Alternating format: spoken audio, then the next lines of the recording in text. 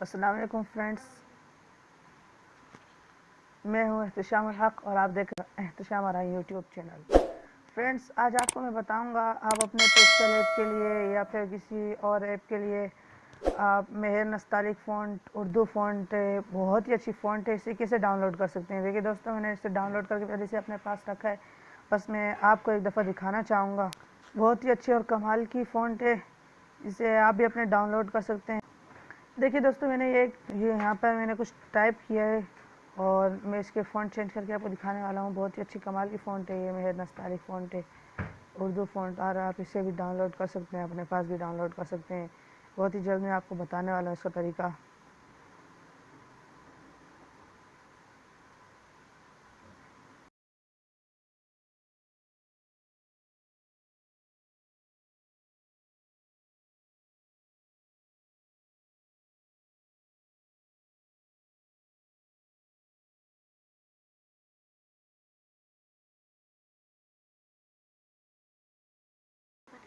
देखिए दोस्तों, कितनी अच्छी फ़ॉन्ट हो गई है, कितनी खूबसूरत और कितनी प्यारी भी लग रही है।